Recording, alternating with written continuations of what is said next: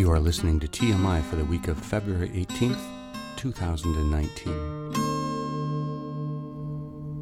Our guest this week, I know from social media. He speaks and has assembled research for presentations on nuclear in California. We talk about the near miss at San Onofre nuclear power plant in California and its closure. But first, Trump has declared an emergency. Now that crossings at the southern border are as frequent as they were in the 1950s, he explains the urgency. I don't know what to do with it. We have so much money. But on the wall, they skimped. So I was successful in that sense, but I want to do it faster. I could do the wall over a longer period of time. I didn't need to do this, but I'd rather do it much faster. And I don't have to do it for the election. I've already done a lot of wall for the election, 2020. I just want to get it done faster, that's all. Early in the week, Canadian Prime Minister Justin Trudeau explained how all has been cleared up with the previous Minister of Justice, who was shuffled days after denying a non-prosecution agreement to protect SNC-Lavalin. I have met with Minister Wilson-Raybould a couple of times already since arriving in BC yesterday. We spoke about our shared goals for our country and for this government. She confirmed for me a conversation we had this fall where I told her directly that any decisions on matters involving the Director of Public Prosecutions were hers alone. I respect her view that due to privilege, she cannot comment or add on matters recently before the media. And I also highlight that we're bound by cabinet confidentiality. In our system of government, of course, her presence in cabinet should actually speak for itself. And I can obviously confirm that I continue to have full confidence in Jody. But the next day... Before I take questions from the media, I'd like to briefly address this morning's news. Last night, I accepted Jody Wilson-Raybould's resignation from Cabinet. Frankly, I am both surprised and disappointed by her decision to step down. And let me tell you why. This resignation is not consistent with conversations I had with Jody a few weeks ago when I asked her to serve as Canada's Minister for Veterans Affairs and Associate Minister of National Defence, nor is it consistent with the conversations we've had lately. In regards to the matter of SNC-Lavalin, let me be direct. The Government of Canada did its job, and to the clear public standards expected of it. If anyone felt differently, they had an obligation to raise that with me. No one, including Jody, did that. And the next day, it's still not going away. There are many discussions going on, which is why Jody Wilson-Raybould asked me if I was directing her or going to direct her to take a particular decision, and I, of course, said no, that it was her decision to make, and I expected her to make it. Here's my chat with Captain D. Hello, David. Or do you prefer Dave? Either one is fine. It's up to you. David, if you're angry at me...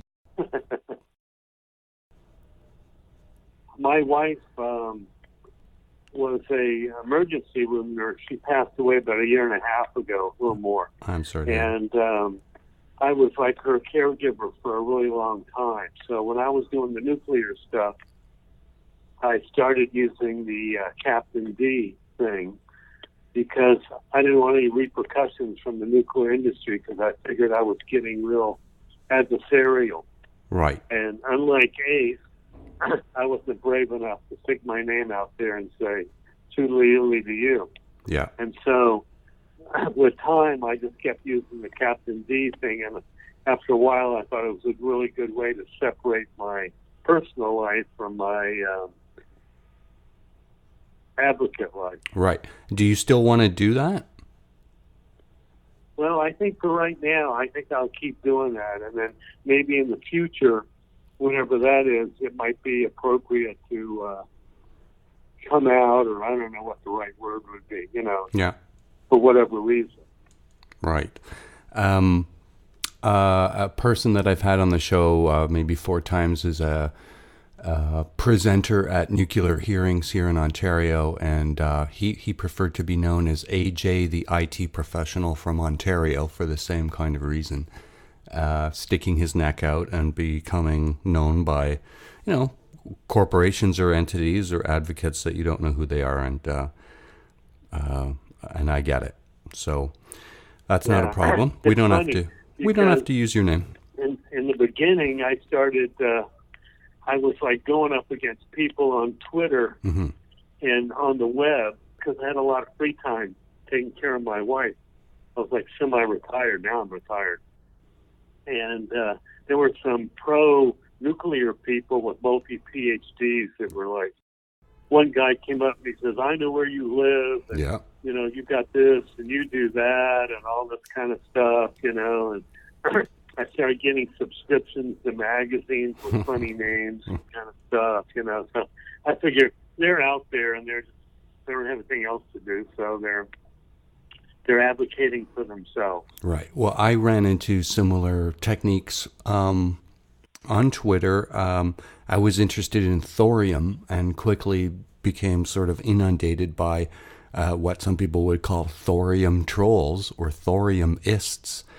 And they quickly started looking through LinkedIn pages, and they have techniques like using your first name all the time and pretending like they're your buddy, making, in my case, comments like I should be put on a security watch list and trying to make it as personal as possible. I've taken a little heat myself. Yeah, I hear what you're saying on that. And I think looking back, we're really lucky that the industry didn't dump a ton of money on things like that and really make life miserable for anybody that said anything bad. That's sort of like what the solid people in the leadership in Saudi Arabia are doing. Exactly. They're hard-nosed. And I don't want to give them any ideas, but, with all the billions at stake for their industry, I'm surprised they haven't. But then you can be too paranoid. So one time I pulled out the big nuclear reactor design here in Canada is the CANDO.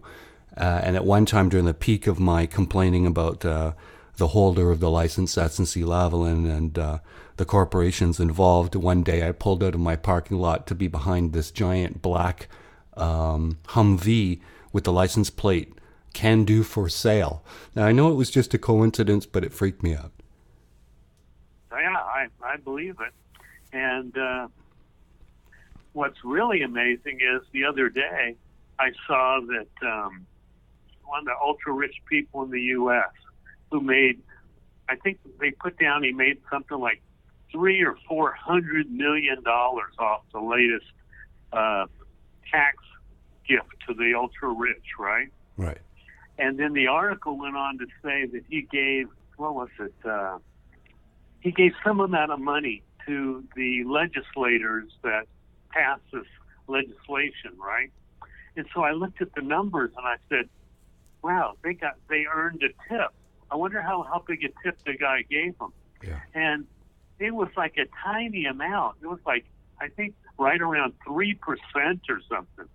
And so imagine going out to dinner, having a really great dinner or something, a coffee shop, and if you're going to leave a tip, leave 3% when you could afford 20% or whatever, So then I thought, well, maybe we're lucky that all these super rich people are so fucking tight.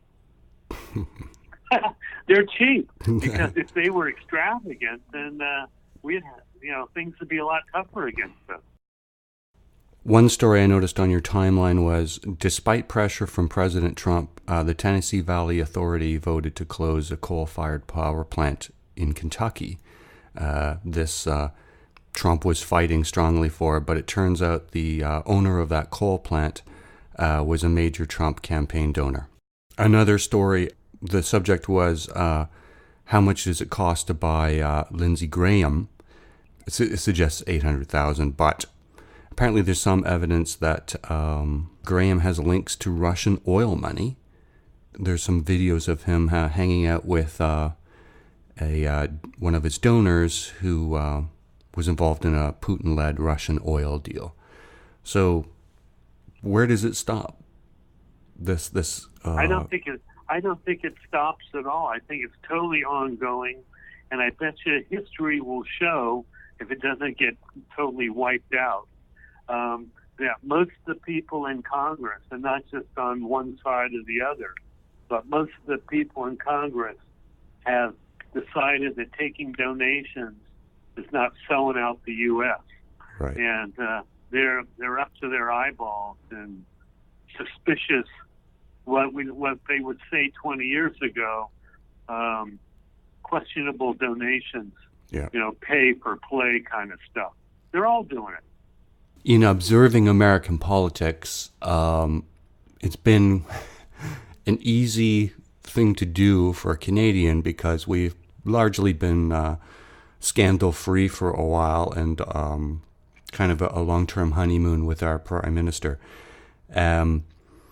So as I've watched for the last 2.5 years this Trump thing go on, and the idea of rule of law or political interference in justice, and that culminated recently with this Huawei executive controversy. I don't know if you know about that we're holding this chief financial officer of Huawei, and you guys are trying to extradite her. And then Trump came out and suggested, oh, well, maybe we'll make a deal on the Chinese tariffs in exchange for the release. So now you've infected this rule of law question with political interference and economic bargaining. And Trudeau came out and said, Canada is and always will be a rule of law country. And turn the page recently. We've had a big scandal here in Canada, and it's just no surprise that the scandal involves this corporation, SNC-Lavalin, which was gifted AECL, which is the CANDU reactor. So a lot of the time this corruption leads back to corporations that are related to nuclear, and why not? They're always such big projects. And not only are they big projects, I love the way you say that. In America, we say project. But anyway, not only are they so big, but they spend a lot of money on political people to try to get face time. I remember one of the things about Obama that really turned me off in the beginning was when he gave one of his initial speeches, he was sort of pro-nuclear, and it turned out that the nuclear industry paid for one of his initial gala affairs right. when he got the nomination and stuff. So that's a great way to get face time, and people remember that later on. So I think the nuclear industry in America, and probably Canada too, has learned from the Japanese. They're like the masters at it. I think the Japanese government is basically run by their nuclear industry. Well, let me ask you this. So in Canada, you got no hope of understanding how corporations interface with the government. And then when you say that, and this is just an example, are they interfacing with the provincial government, the federal government? Are they interfacing with the bureaucrats, or are they interfacing with the politicians who drive the bureaucrats? So in all of it, in the end, we seem to have these boards.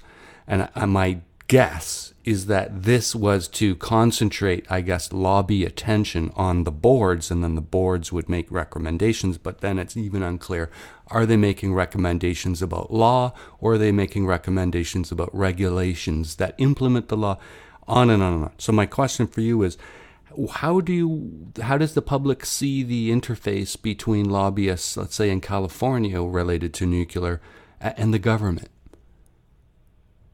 Well, I think California is a special situation because, first of all, we only had 2 reactors ongoing. I mean, 2 locations, Diablo Canyon and San Onofre. Right. And now through, I call it corporate greed, San Onofre shut down. Yeah. And there's a lot of pressure to shut down El Diablo. But what's happened, there's also a law in California, they can't build any new nuclear until there's a place for the nuclear waste to go. And And that's one of the reasons that the nuclear industry is really, really pushing for Yucca Mountain or some other national government-run depository, because then that would open the marketplace up for new nuclear. Yeah. Now, because of wind and solar and all the flavors of solar energy, it's like not economically feasible to build new nuclear right now, even if with pie in the sky numbers, because people can show with wind and solar the costs per kilowatt are really low. But what industry is working on now are the SMR, small modular reactors. These are like tiny. Yep. Yeah. So I think industry is definitely working on these things, both in the U.S. and in Canada. Yeah. And the thing that's keeping them from getting deployed, at least in California, and there's some big California corporations working on them, is that's law. So that's why they're really pushing to do something with the waste. And I think the waste thing is a boondoggle, because however they rigged it, the industry that generates the waste is not responsible for it once the government accepts it. Yeah. The irony of that, it was Jimmy Carter in 79 that passed a law that the federal government would take the spent fuel and take responsibility for it. But I think that was because it was becoming clear that the corporations who own the nuclear power plants weren't going to be responsible and do something with it. And Jimmy Carter, to his credit, he was in the nuclear Navy. Yeah. So he had a real insight. I don't think he was a nuclear officer. I think he was more of a training officer. I'm not sure. But at least he was in that area, and he could see what was going on. I mean, the analogous situation, the Russians were literally scuttling, sinking their old nuclear submarines in the ocean. Bye, end of problem. It's down there somewhere. As a historical footnote, Canada invented nuclear accidents at Chalk River, and I think it was 1952, Jimmy Carter came to Canada to help Canada deal with a little meltdown we had up here. So the claim to fame for Jimmy Carter, yeah. That would make the basis for a very interesting book. Yeah. And since Jimmy Carter's alive, I think that would be a good, or maybe a documentary or something. That might be even faster to do than a book, where he might give some interviews. Maybe the people he interacted with in Canada are still living, maybe, hopefully, and they could talk about that. I can't remember how much depth they went into it, but I think the first time I became aware of that story was in the book, We Almost Lost Detroit. I think they listed... Yeah, I think it was in that book. Yeah, and a lot of those things, it was because people running the experiment, quote unquote, they have all these creative names for it, decide to do something exciting. And the people making the decisions and throwing the switches weren't savvy enough to realize that what they were doing was a big no-no.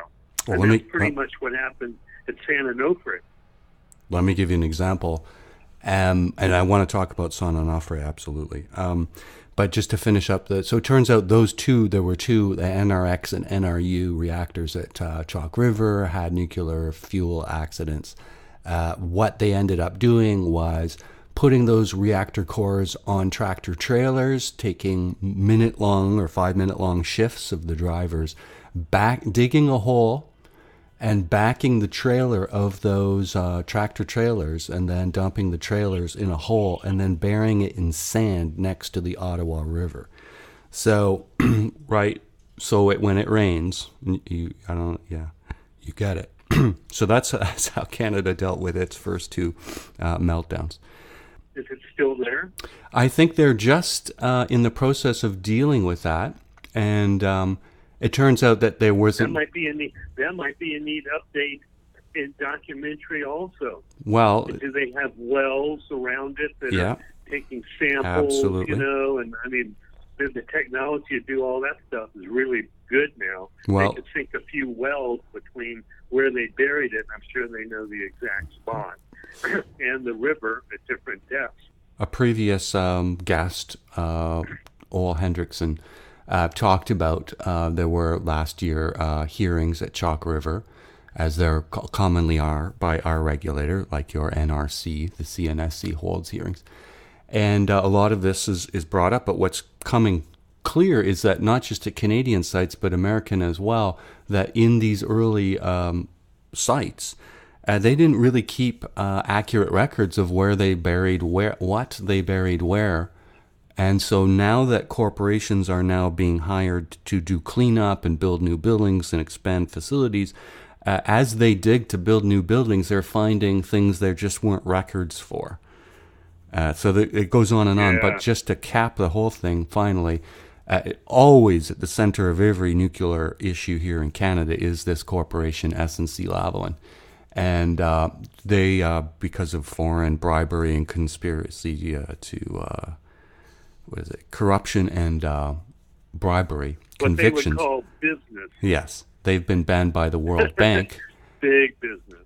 And if convicted... The analogy in Japan would be TEPCO. They're so big that they influence government, and government tends to make decisions on what's good for TEPCO. They're too big to fail. I think what we've learned from the Japanese Fukushima event, or ongoing events, better way to talk about it, is that they're also making big money off of the disaster. Right. They're still getting paid for cleanup and all that stuff.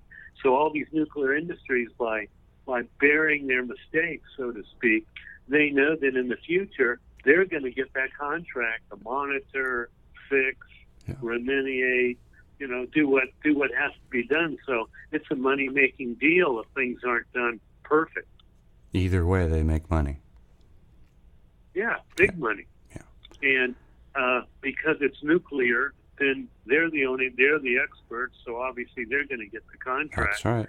And that's sort of my rule of thumb thinking is, and I'm kind of a simplistic kind of person, I say what we need to do is get all these industries to post a multi-trillion-dollar bond.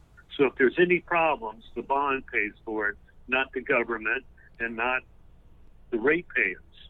Then, in order to get that bond, the company would have to show whoever's giving the bond out that they've got all their bases covered. So that's the one component in dealing with nuclear that everybody is looking the other way on, my personal opinion. Nuclear liability law. Exactly. Because right now the industry shifts to, well, the government will take care of it. Well, who's the government? All the people. And sure, if all the people get stuck paying $1, that's not that big a deal to the industry, but to all the people, when you add up all that money, they could have bought a really big bond to pay for that stuff, and chances are they would have to do a much better job dealing with whatever the thing that caused the problem was. Well, you can't get bankers to invest in it, and Lloyd's in London doesn't write a policy to cover full liability, so if it's so safe, what's with that? The interesting thing for you guys, yeah. So under the Price-Anderson Act... And then the question would be for Lloyd's of London, for example, and say, what would it take for you to write a bond like that? Right. What would the industry have to do? In America, under the Price-Anderson Act, the cap on liability is $13.6 billion, which is insured by your nuclear corporations, but anything above $13.6 billion is covered by the taxpayer. So I always say, you could barely pave a parking lot for $13.6 billion. In Canada, the story was really bizarre. Up until about 2 years ago, our maximum liability for a corporation responsible for a nuclear accident was a total of $75 million. They upped it. Yeah, it's a joke. They upped it to $1 billion. But you know, what can you buy for $1 billion these days, That's right. And I think to put that in perspective, all you have to do is talk to one of these companies that's let's say, getting ready to deal with that reactor they bury near the river, and say, could you clean this thing up for $1 billion? Right.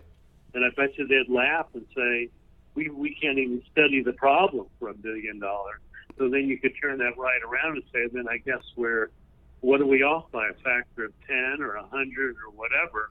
And that, of course, the nuclear industry doesn't want to have that conversation publicized. Because let me say this to you. It gets even worse. Scary. It was the government who owned AECL at the time, so it was actually the government who was bearing the... So it gets even murkier here in Canada. Because, right, who do you hold responsible? I think it'd be neat to talk to a country like Germany, because they seem to be a lot more factual, and in shutting down their plants, they and a couple other countries in the European part of the planet, they have some good data on what it costs to actually shut things down, right, and at least start to do some kind of long-term storage that's not a joke. Well, let me take a stab at San Onofre, and you'll correct me. It was one reactor basically built in 68, and then in about 84 and 83 they built two more. They decommissioned or shut down the first reactor, I think in 93, and then they ran for a while, and then San Onofre's management hired Mitsubishi to replace the steam generators for both those reactors, which results in actually 4 steam generators because it's a double loop system. Anyway, so Mitsubishi replaced these steam generators, but they subtly redesigned them and upscaled them for a higher output without having proper NRC public hearings, wherein it suggested that experts who were testifying would probably have pointed out the design changes and asked tough questions. Anyway, in the end, it turned out that before very long, these redesigned steam generators were showing excessive wear in an unusually short period of time. 3,000 tubes were leaking in 15,000 different places in just a matter of, was it less than a year? And this one thing led to another, and circumstances at the time, the cost of the shutdown led to the decision to shut it down. So then we start this whole story of decommissioning, and you've had some involvement in that, in the hearings related to the decommissioning? Yeah. And there's a lot more to the story. Oh. And it's not that you're wrong. Yeah. It's just that there's a lot of interesting things going on in the background. Okay. That once you really start digging in, it's like mind-boggling. Okay. For example, yeah. Each reactor has not one but 2 steam generators to convert the heat from the reactor into steam, which drives the generator. Okay. Well, depending on the pressure and temperature they run these steam generators at, it's either easy on the steam generators or hard. And the analogy I like to use, I like analogies because for most people, they have a hard time with steam generators, which are like giant radiators. Yeah. You remember in the old houses, they had a boiler in the basement, and it would generate a lot of hot water, and the hot water would go up through pipes. There was a radiator in each room, or several, depending on the size of the room, and then that radiator would get hot. The air in the room would circulate around these giant radiators and heat the room up. And that was how you heated your house back in the day. I used to have a house like that. And what happened at San Onofre was a couple things. One, the company that runs San Onofre, SCE, Southern California Electric, they're really big. They decided that, well, when we run these generators, we're going to run them and get paid for running them. But we're not going to have to pay, we don't want to be responsible for maintenance on these generators or on the reactor or whatever. They're just the operator. Very important word, operator. The ratepayers essentially get stuck paying for everything at San Onofre, and there's a middleman involved, and that is the California Public Utilities Commission, the CPUC. So if the operator of the plant, SCE, and its partners, there's two partners, big ones. One is San Diego Gas and Electric. They're like almost a 20% owner of San Onofre. Yeah. And there's about a 3% owner, which is Riverside County, part of San Diego, or north of, it's a whole county, part of California.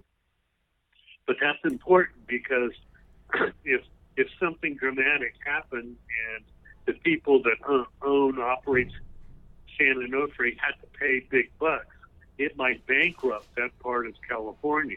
So that's important to remember because the political people that are making the decisions, that's very much in their mind. They don't want to see part of California bankrupt.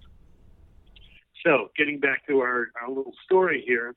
So what happens is that the operator of San Onofre went way out of their way to have fun with the reactor. What does that mean? Well, if they get paid for generating heat, then why not generate as much heat as they can?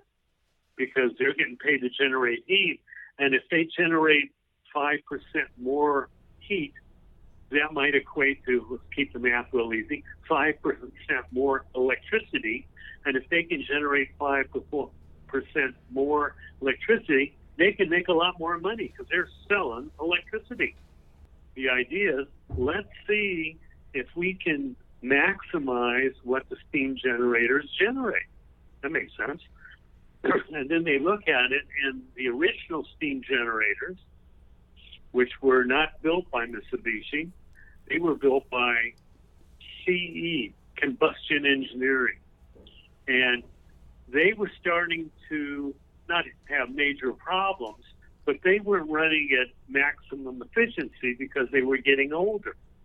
So SCE really, really pushed hard to get replacement steam generators as soon as possible because instead of, for example, running at 80% efficiency, if they got new steam generators, they might be at 95. Well, that's 15% more efficiency, which equals 15%, quote unquote, more electricity, which means 15% more profit. Yippee. Yeah. So there was a big push, and they did all this marketing and sales pitch to the CPUC, which is real cozy with them, that we need new steam generators.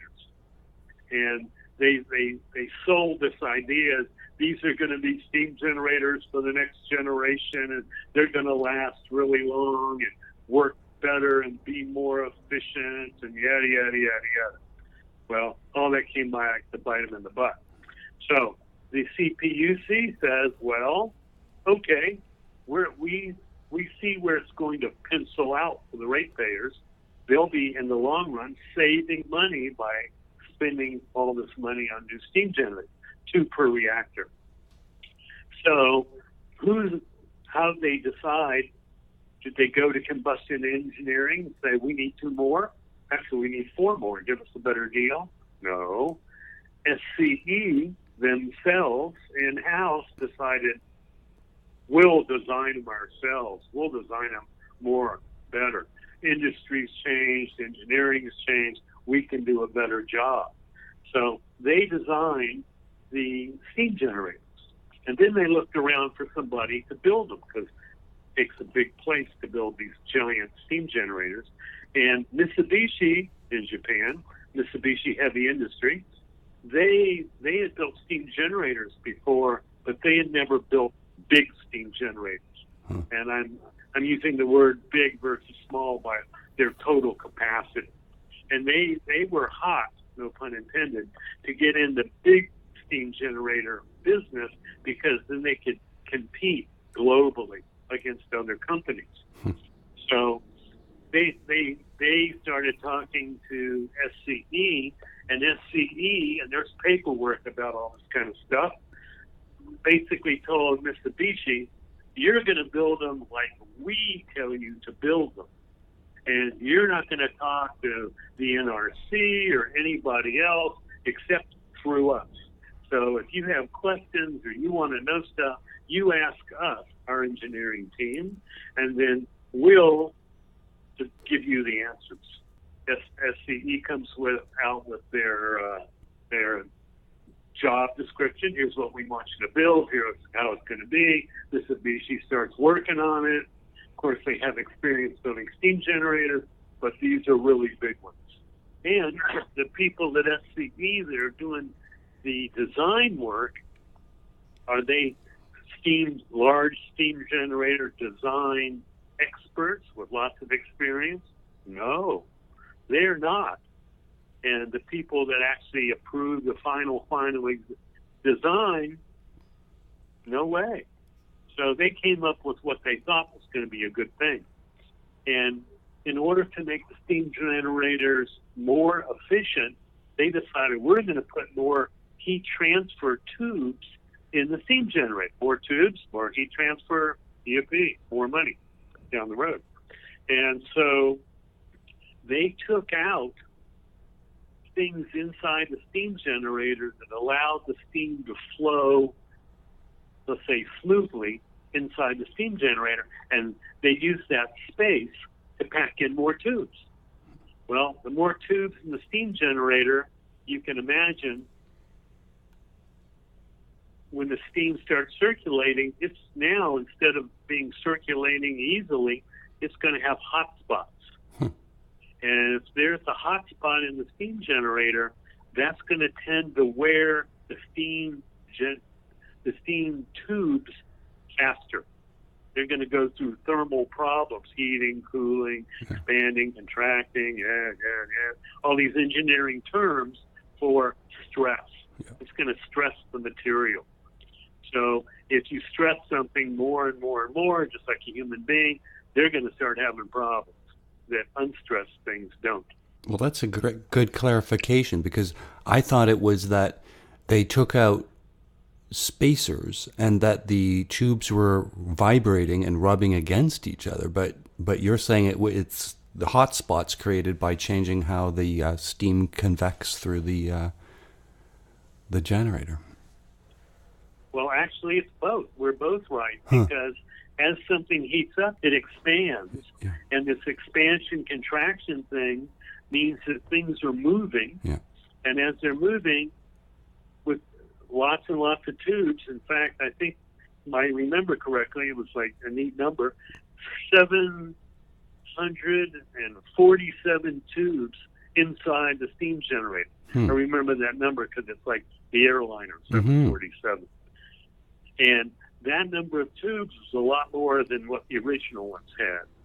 And also they went to a different tube material because it had a different heat coefficient, so it transfers heat better. But there's an old saying, in America we have, there's no free lunch. Right. In Asia they have a saying, the bigger the front, the bigger the back. You know, there's a trade-off going on there. And because these tubes had a higher coefficient of heat transfer, they also were more flexible. You know, the good and the bad. Right. So these tubes inside started wiggling a little bit, and because the spacers inside were a little farther apart, the distance between spacers allowed the tubes to have a different vibrational frequency, harmonic effect. Yeah. So inside these steam generators, they were vibrating, and nobody really paid much attention to this. And so there's a whole other dynamic going on. That the first two steam generators were built, and then SCE decided these were built. These are the state-of-the-art steam generators. You know, they're going to produce more steam, and They never use the word profit. They're going to be better. They're going to last for, much longer than expected. So when they built the second pair, they made some more design changes. We can squeeze some more out of this thing. And so they were thinking that when they got units 3 and 4, the second pair of steam generators, they were going to perform even better than the first two. Well, the first two steam generators get built, checked out, put on giant ships, come to California, lug to shore, put in, tested. Everybody tests it. And of course, when you have a new steam generator, you have to hook it up to really, really, really test it. So they hook it up and slowly bring the temperature up and the pressure, and they're generating a lot of steam. Everybody's happy. Now you have the people at SCE, and this is documented, they basically are bragging in a trade magazine that these generators are the state of the art. The cat's meow, so to speak. Meow. We're really doing it, and we know how to do it. And of course, Mitsubishi's happy because this puts them on the board as being a big steam generating company. We can build these things. You know, if you want some business, come see us. We'll do it for you too. We know how to do it. Well, so the first two, they're now producing electricity, and just about a year's gone by, and no problems that they've noticed or publicly come out with. So everybody's happy at SCE, and CPUC is pretty happy because things are on schedule, and units 3 and 4, the new second pair of steam generators, are being worked a little bit different, a little bit, some design changes approved by SCE, and they're now coming over. Okay, so now the units 3 and 4 steam generators get delivered, and now they're being installed into Unit 3. And by luck of the draw, total luck of the draw, as soon as they installed those units, the idea was that they were going to shut down Unit 2 and its steam generators, a pair of them. They were going to refuel Unit 2, put new radioactive material in there. And while this was going on, SCE would be happy because they were now using Unit 3, and it'd be generating its electricity. So they wouldn't be stuck at a day where they weren't generating electricity. So now Unit 3 and its two steam generators is making electricity.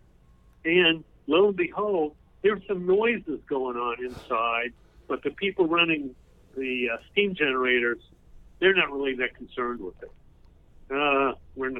It's okay. We're generating a lot of heat. Look at these numbers. Wow, we're lucky.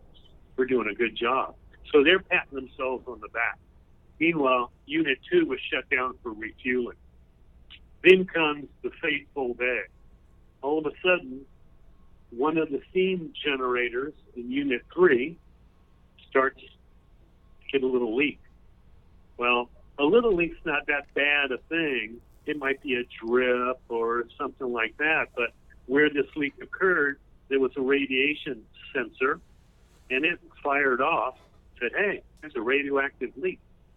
And it's not coming out of the reactor, that would be a bigger alarm, but it's sort of by the steam generator. So everybody's like, well, how much is it, and of course they have all these criteria that leaking a drop an hour, a gallon a minute, or, what's going on. But because of where it occurred, it started a process that basically said you have to notify the NRC that you've had a leak. Well, now people that don't work at San Onofre for SCE are now showing up to see what's going on. Hey, you got a leak. We're going to have to shut this thing down and figure out why this new steam generator is leaking. What happened here? Where'd it come from? So in the process of having to shut down Unit 3, and remember, Unit 2 and its two steam generators is not generating electricity. It's in official refueling mode, and so that's a whole separate way the NRC looks at that. Anyway, they shut down Unit 3. Now, San Onofre is not producing electricity, which is a really big thing because they now also have a ruling in California that if the site, the reactor site, is not producing electricity for a certain number of consecutive days, number might be 100, I'm not sure exactly right now, I think it's 100, or was 100, then there's a whole nother inspection thing to go on because they're supposed to be super reliable. So if they're not producing electricity, then what the heck's going on there? And the ratepayers have an opportunity to get involved and say, we want investigation. Find us on Twitter at @ThatArcher, our podcast page, tmi.twxnet.com. Rate the show on iTunes. It changes the way the show is listed.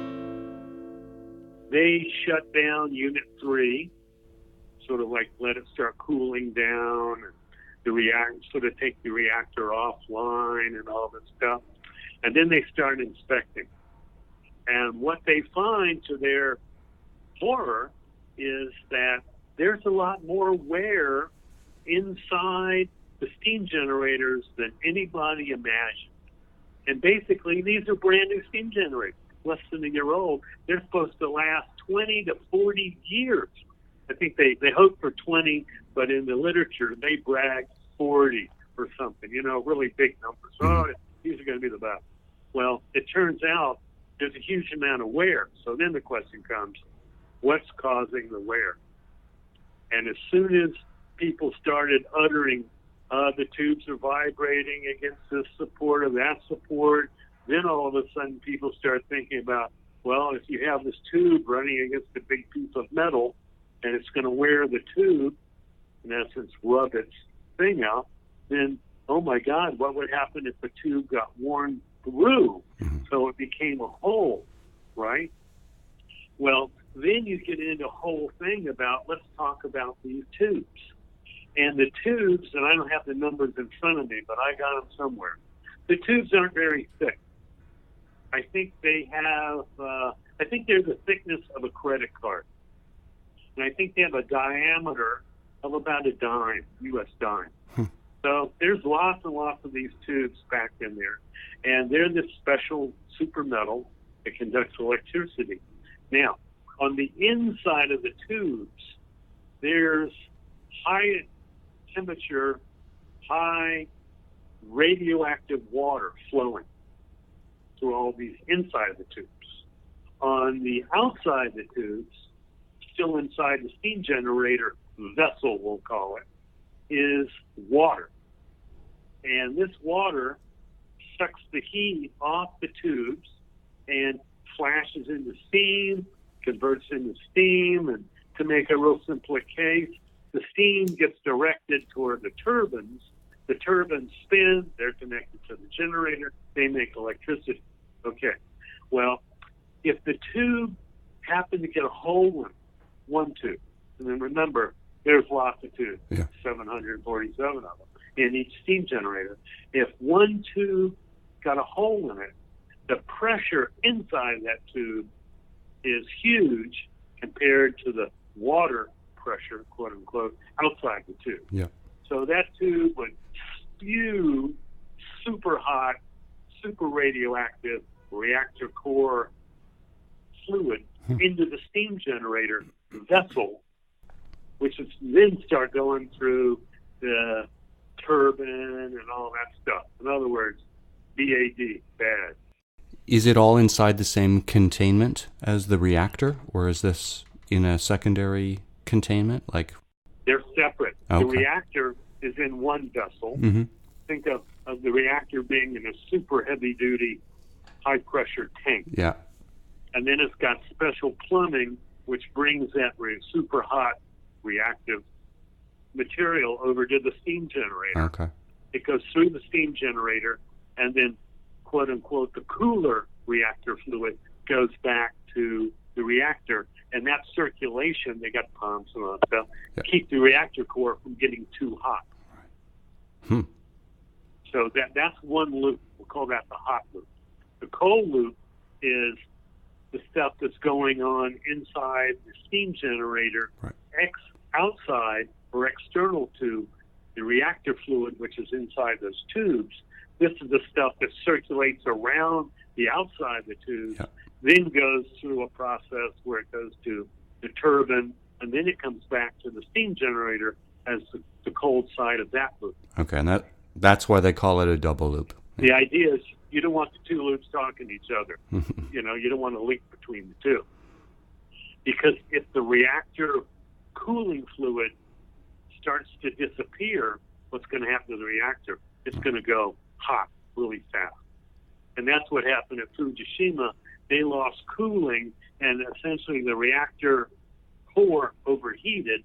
And if it overheats by too much, it's going to melt. Yeah. And if it melts, all bets are off. It becomes so hot that it can melt through concrete. But when all these tubes started wearing, then the NRC did get involved, and they said, wait, there's lots of these reactors and steam generators at other places in the U.S., and if there's a potential problem with steam generator tubes, we need to know about it. So they got involved. Is it true that over time, as they detect leaks in tubes, they just plug them? And so after a period of time, you could have a steam generator that's got a lot of plugged tubes? Yeah. Yeah. And that's another sort of boondoggle, because rather than explaining why are these tubes getting worn, they just say, well, we're plugging this one A421, B422, whatever the designation of that particular tube of the 747 tubes inside the thing. And now let's say you plugged 100 tubes. Well, that's 100 of 747 tubes that aren't generating heat. Yeah. Which makes 100th less energy that you can sell to somebody else, right? How we designed it's proprietary. The temperature and pressure we run it at is proprietary. We don't have to publish this kind of stuff. And of course, without the engineering data, you can't have engineers look at it and say, looking at the international steam table of safe operation, yada yada yada. The public perception of nuclear engineers and the nuclear industry overall is that it's kind of almost a sainthood of perfection. And so it's just interesting to point out the firm that built the first reactor at San Onofre was embarrassed. I guess it's not the firm that built it. It was the firm that was building the reactors 2 and 3, Bechtel, in 1977 when it installed a 420-ton reactor vessel backwards at San Onofre.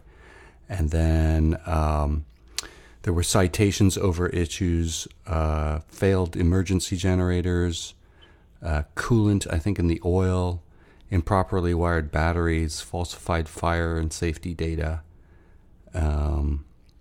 The risk, the annual risk of earthquake to San Onofre, even using NRC numbers, was a risk of 1 in 58,000 chance. Not the greatest numbers. Or they were saying before Fukushima, Yeah. and to me, Fukushima sort of led to San Onofre because a lot of people live within 50 statute miles Right. of San Onofre, and they're the only ones that really get to complain on the record. The people who live farther away, theoretically, are not impacted by if something bad should happen to San Onofre. Well, so listeners know that San Onofre is halfway between San Diego and Los Angeles. Close enough. Yeah. That's a good location. Yeah. Yeah. And one interesting thing about the location of San Onofre and the earthquake and stuff, they come out and they say, well, if you look at risk modeling, and all these people are into risk numbers, the chances of a meltdown or 1 in a million or whatever they're going to come up with, let's say 1 in a million, that makes it easy. Well, what does that really mean? That means that every single day there's a 1 in a million chance that a reactor might melt down, right? But is that really true? Because if you look at Fukushima, in basically one day, 3 melted down or exploded or whatever. 3.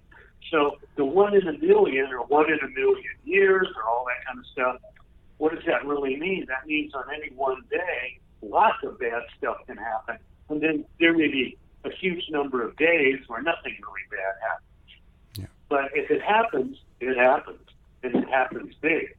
Even though the San Onofre plant is shut down, there's this, 20, 40-year decommissioning. The price tag for that seems to be, last I heard, around $4.5 billion to decommission. And then in the aftermath of those periods of time, you mentioned where the plant wasn't producing electricity, and then the other costs of shutting it down and loss of income and overall damages as a result of the failed steam generators. The overall total loss as a result of redesigning the steam generators seems to be, some have suggested, $7.6 billion. And it's just interesting. It's going to be a lot more than that. Okay, but it's just interesting that there's a cap on the liability for the vendors, I think, of $125 million, because in the wording of their contract, that limit is specified. So it's not qualifying as a nuclear accident, but I just find it interesting. Everywhere you look, there's always these liability limits. But getting back to moving forward, though, now the issue is decommissioning San Onofre, and were there canisters and Holtec, and was there a recent thing in the news about a cracked container, or someone dropped a container? How's the decommissioning going? Okay, before I answer that, let me tell you one other interesting thing. Yeah. The idea of decommissioning the plant was a cover your ass kind of thing for SCE.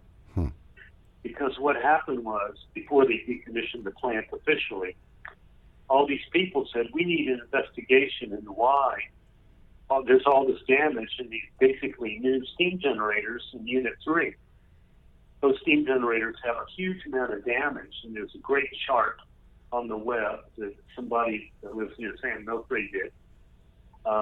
It shows the number of tubes they graphed it out, and the number of tubes damaged is so much that the tube, if my memory serves me right, I'm not looking at the chart right now, but if you take the number of tubes damaged in the 4 steam generators, that damage is more than the entire rest of the United States nuclear fleet, they call it.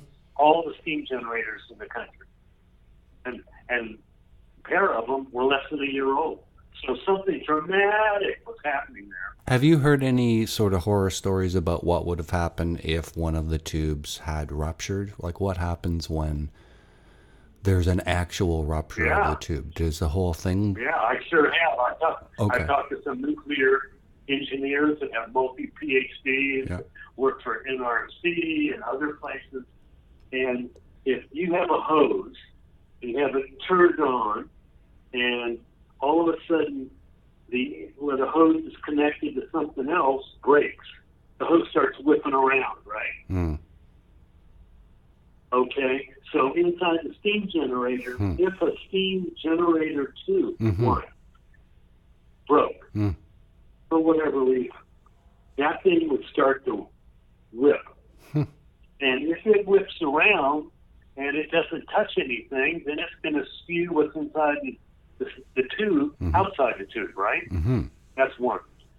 If it does touch something else and it's something solid like a tube support bracket, then it's going to bang into this thing and spew the stuff outside the tube, right? But what happens if it hits another tube? Then it's going to bang into that tube while it's whipping around, and since it's whipping, it's going to bang into it a bunch of times. And if you have what's called a cascade of tube failures, where one tube bangs into another tube, which then starts to leak, the pairs start whipping. Pretty soon, you're going to have a lot of tubes damaged and a lot of whipping. Well, if a few tubes, and this is all generalized, if a few tubes break, then the amount of fluid inside the reactor vessel is going to drop dramatically because of the pressure. Because remember, inside the steam generator is essentially low pressure compared to the pressure inside the reactor core. So what I was wondering was that as soon as you introduce that hotter reactor coolant water with the steam generator water, there would be a pressure or a temperature difference, and that would result in a increased amount of steam production, which wouldn't that exceed the containment of this generator area? It definitely would exceed it because it's not designed for, let's say, 500 pounds of pressure. It's designed for 100 pounds. So if all of a sudden the 100 jumps to 500, things are going to happen. They're not going to be good. Right. That's one concern of what's happening in the steam generator as far as leaking and stuff like that. But the other major concern is if the reactor core only has 40 or let's say 80% of its coolant flowing to it, it's the temperature of the reactor core is going to skyrocket. Yeah. And it's not the kind of thing where they throw a switch like a light bulb and turn it off. It's got to cool down slowly, and it takes time. And so there were some really dramatic discussions about if one tube broke, failed, which has never happened before. If one tube failed, it could be bad, capital letters for the reactor core, because they couldn't add more fluid fast enough to make up for that. And if multiple tubes broke, all bets are off. There'd be alarms going off and people be leaving San Onofre quick. Think about when it happened. Unit 2 and its 2 steam generators, which we now know, were heavily worn. I like to use the word damaged. If that was not operating, if Unit 2 was operating at full capacity and Unit 3 was operating at full capacity, like it was doing, and let's say we had a major earthquake or something which shook the building, and things started popping, hang on, then we could have had to. Well, according to your story, let me rephrase your analogy. If Unit 2 hadn't been shut down at that time, then, because you said a certain level of investigation was triggered because after X number of days of both reactors not making electricity, that's what triggered this further investigation. What I'm wondering is, if Unit 2 hadn't been shut down then, maybe both of these reactors would have kept running a few more months, and then one of those little wear points would have turned into a hole in a tube. Absolutely, guaranteed. Maybe I should use the word guarantee, but yes, because once the tubes start wearing, they don't magically rebuild their tube wall thickness. And remember, that tube wall is about the thickness of a credit card, not huge. Downwind of San Onofre, which is all of Southern California, some of the most expensive property in California, where houses cost $1 to $3 million, and if they're near the ocean, like San Onofre is on the beach, then they could be $5 to $7 million each. Yeah. So the idea of doing $1 billion or $3 or $4 billion damage is nothing. Another thing that's been proven erroneous, the nuclear industry used to say, we provide base load. We provide background energy so that wind and solar turns on and turns off depending on the wind, the sunlight and stuff, but nuclear is always there for you. What they don't say is that means that we get to sell every bit of energy we generate first before we have to pay these other people. So now with San Onofre shut down, in the very beginning, everybody was saying, hey, look, we're getting along just fine in San Diego, Southern California, and we don't have any nuclear. So this whole thing about base load being required in Southern California is baloney. Yeah. And so the industry is trying to say, oh, we're stressed out, our wires are this, we're going to have to do this and that. We have these gas generators, we need to build more of them right away because this, because that. And what they found out is everybody was starting to use less energy, Yeah. everything was fine. So The same they said, happened you in know what, Japan. we don't need the space load.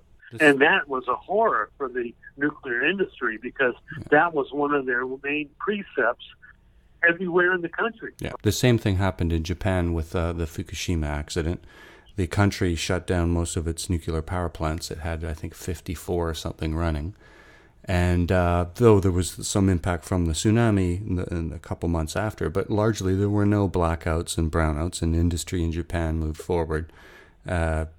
It's just an interesting example, being that dependent on nuclear, having it go away overnight, and yet the country keeps making its cars and its products. And And that's a perfect example of a belief that's never been proven. So if they said, well, if the spaceload concept is accurate, let's turn the reactors off and see what happens. Mm-hmm. Let's test it. And you never see that. You know, the industry goes, no, we don't want to test that. Well, why not? Because we'll be shown to be charlatans. It's not accurate. So that's another thing with nuclear. There's a lot of hocus pocus going on.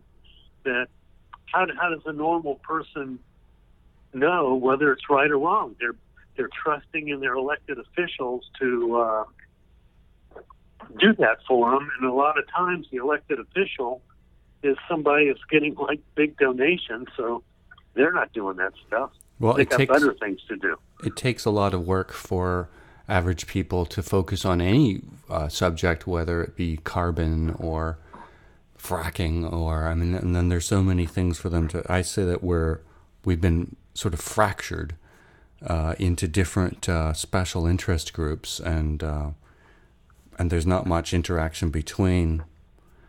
Although the overall theme always seems to be rich donators, giant corporations, and politicians who themselves don't take the time to look into the issues with any great depth. That's true. That's really true. And I think what's going on now is that people tend to look at what energy cost, bottom line.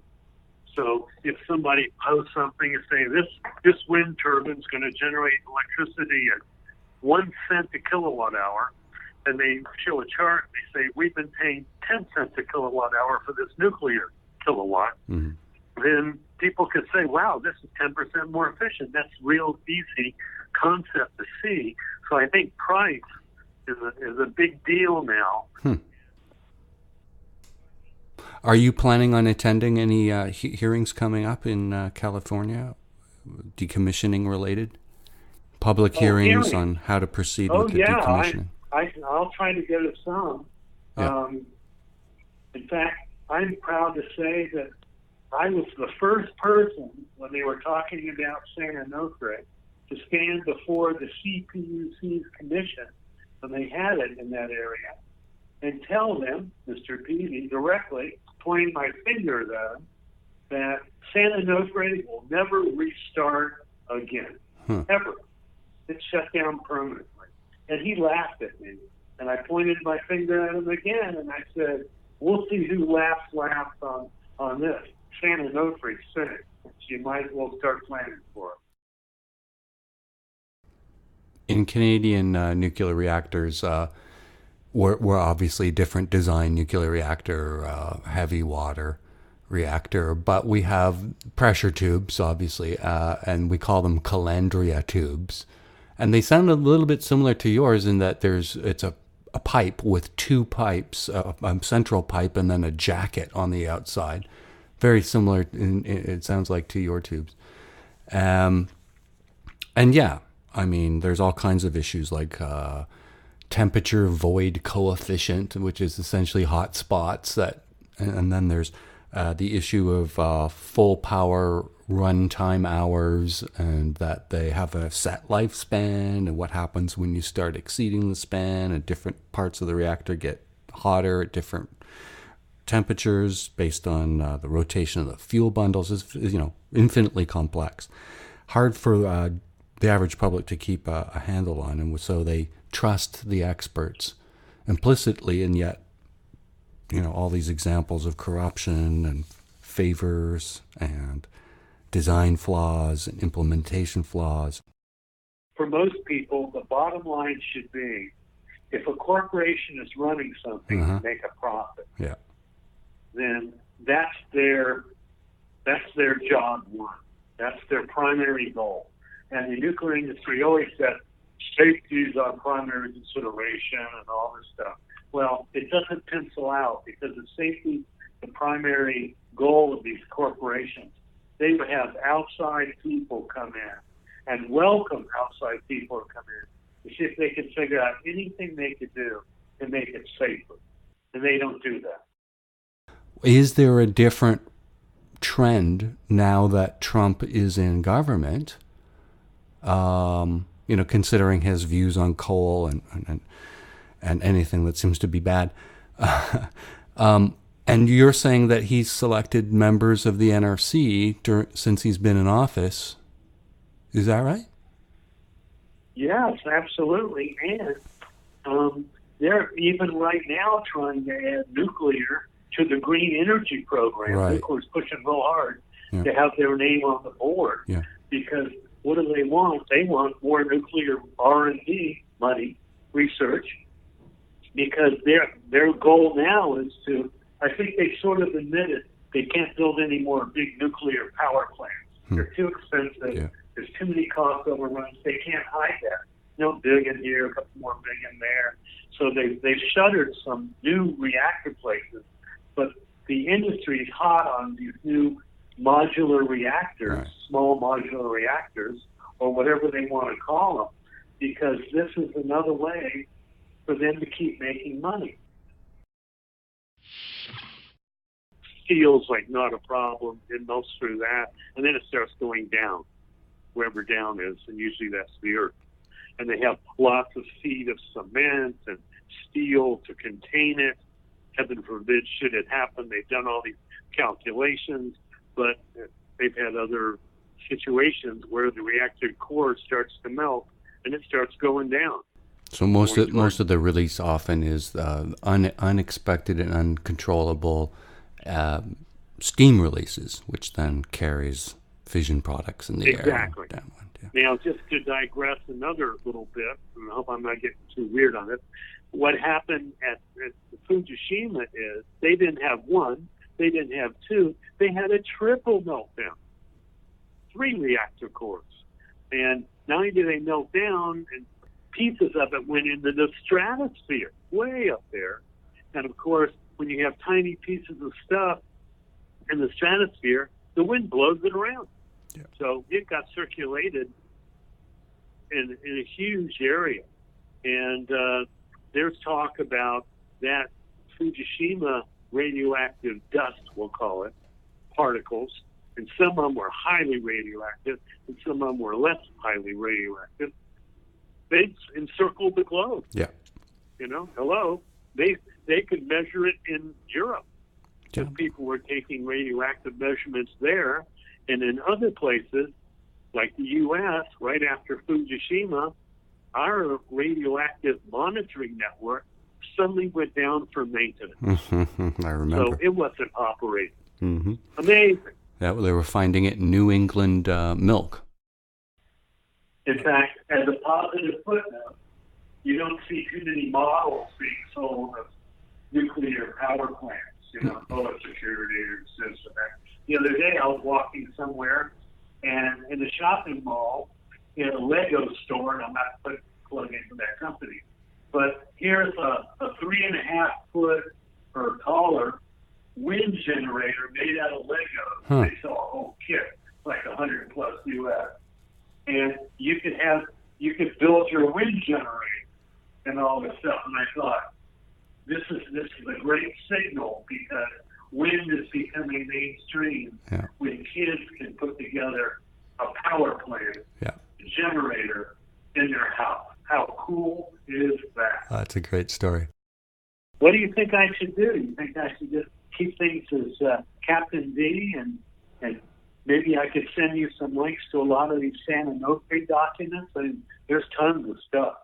Yeah. And I bet you between Ace and I and some other people, We, like, for example, that chart that shows the steam tube damage, that's like an outrageous chart this person put together. And you look at that, you just go, you slap your forehead and go, wow, I can't believe it. You know? Well, in the show notes. It's all factual. In the show notes for episodes that are interviews, I usually have a few links that support the guest. You know, if it's a comedian, then it says a few YouTubes, is his Twitter, his this, it's that, you know, web pages that support the argument of the guest or that relate to anything talked about on the show or of any sort of interest. I don't really have a lot of space to put like 15 of them, but a few ones that you want to share would be terrific. Find us on Twitter @thatarcher. Send us an email, archer@twxnet.com. For guest links and contact info, visit our podcast page, tmi.twxnet.com. Find us on Android and Apple Podcast apps. Subscribe and rate the show on iTunes. It's been a pleasure talking with you. Yippee. Thanks again. I'm Dave Archer in Toronto. I'm Captain D, and I'm speaking to you south of San Onofre in sunny Southern California.